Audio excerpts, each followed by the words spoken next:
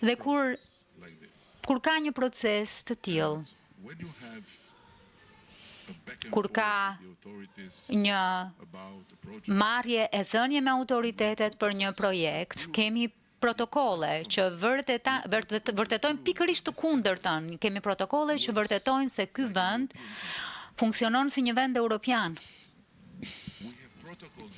Ne kemi protokolle që provojnë me shkrim se investuesve ju janë thënë shumë gjëra për cenueshmërinë e zonës, distanca që duhet ketë zhvillimi apo ndërtimi nga laguna, për këtë, atë e atë tjetrën, për parametrat, për dendësinë e për të tjera gjëra.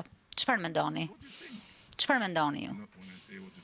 Kur them çfarë mendoni ju, nuk po ju drejtohem juve personalisht, po them çfarë do të thotë kjo. Si ta gjesh, si ta gjej dikush, mënyrën që ta bëj të vërtetën, të shihet e të dëgjohet. Unë e thash ditën e parë, e thash dhe të dytën, pastaj hoqa dorë, sepse kuptova që s'kishte më të bënte me mjedisin. Nuk kishte më të bënte me asgjë tjetër, por kishte të bënte me një ndjenjë që është koha jonë që të marrim kontroll. Muroj fat për këtë, por ju thash që prej ditës parë, se kush është interesuar që të flasim për këtë, është i mirë pritur këtu. Dhe unë jam këtu për të folur për projektin, për të folur për mjedisin, për të folur për parametrat, për të folur për atë çfarë duam të bëjmë, çfarë kemi bërë deri më tani,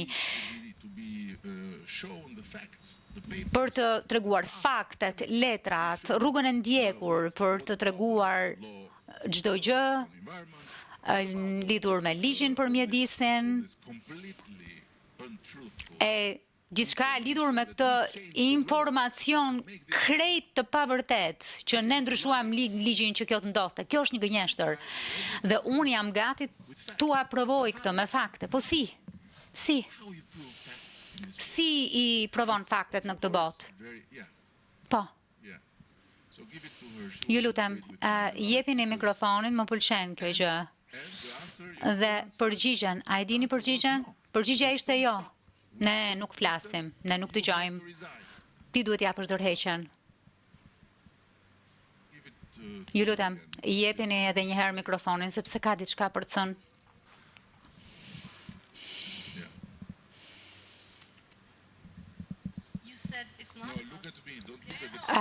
Po, më shihni, po mendoja, po mendonit duke parë kamerën. Më shihni mua, se nuk ju friksoj. Ju sa që nuk ka të bëjë me mjedisin, por dje intervistova disa njerëz në rrugë. Dëgjoni, jeni këtu me mua, duke folur me mua, po më bëni pyetje mua, po kërkoni të dini se çfarë mendoj. Ajo çfarë keni bërë në rrugë nuk është me interes për mua, dhe çfarë keni dëgjuar në rrugë është për informacionin tuaj, por po më pyesni mua. Dhe unë nuk jam në rrugë, unë nuk jam dikush që nuk mban përgjegjësi kur flet, sepse unë përfaqësoj këtë vend, unë përfaqësoj njerëzit që më kanë zgjedhur të jem këtu, dhe përballë jush më duhet të jem i vërtet, duhet të jap fakte, dhe nuk mund të sfidohem me çfarë keni dëgjuar ju në rrugë. A keni fakte për të më treguar që vërtetojnë se po them diçka që nuk është e drejtë? Më tregoni, më sfidoni. Jo, do ta bëj shumë shpejt pyetjen time, sepse besoj që ka edhe të tjerë. Takova dikë që më tha, do të dalë në rrugë të protestoj sepse Zvërneci është një prej zonave të fundit të paprekura të Bregdetit në deltën e lumit, jo vetëm në Shqipëri, por edhe në Mesdhe. Pyetja ime është, pse ju si kryeministër a qeveria juaj doni të ndërtoni atje, përse nuk doni ta mbani ashtu siç është, sepse është vërtet speciale apo jo? Kjo është një pyetje absolutisht legjitime. Dhe në fakt hap absolutisht hapësirë për një diskutim shumë të rëndësishëm. Por ajo çfarë është e gabuar është prezumimi që një vendi i duhet të zgjedh midis natyrës dhe zhvillimit. Kjo është ideologji.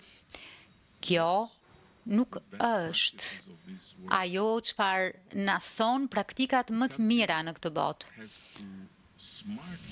Vendit i duhet të gjej në mënyrë mjaft inteligjente mënyra për t'u siguruar që natyra dhe zhvillimi të bashkëjetojnë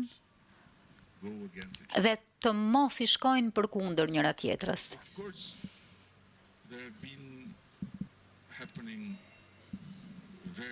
Sigurisht që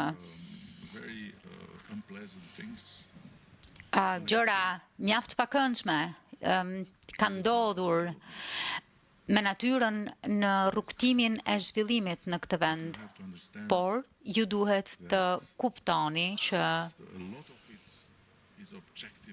shumë prej tyre janë objektivisht të pamundura për të fshirë apo për të ndarë nga arsyeja pse ka ndodhur.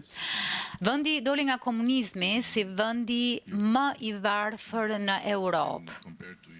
Dhe jo krahasuar me vendin tuaj, po krahasuar madje edhe me ish-vendet komuniste.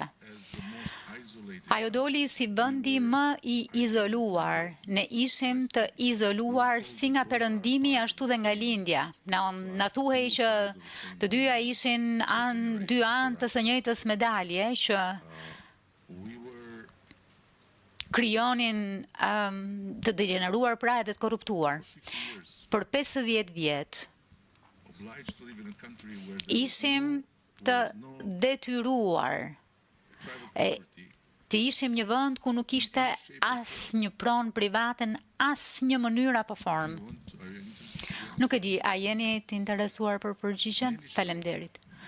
Pra nuk kishte asnjë, në asnjë formë, në asnjë mënyrë, ndërkohë që në vendet komuniste në Evropë, njerëzit kishin nga mjetet e tyre, këtu s'kishte makina private. Shqipëria kishte bicikleta, autobus, trena dhe vetëm makinat zyrtare. Gjithsej 5.000 makina. Nuk kishim tituj pronësie, sa për ta ditur.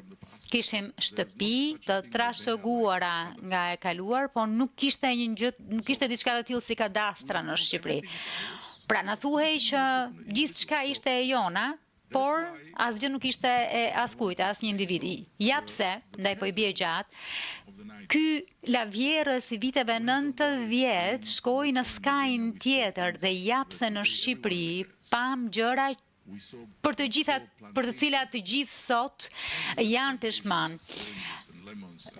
Pam plantacione të tëra të limonave, portokajve, mandarinave, të brezare të gërmuara nga të gjithë ne, si sklever, në për kodra sepse s'kishim mjaftueshëm tokë të punueshme, por na duhet të luftonim botën, si i vetmi vend komunist ishim kundër gjithkujt dhe na duhej që ta prodhonim bukën në vend, e kësaj na duhej që të hapnim tokë të punueshme edhe në male.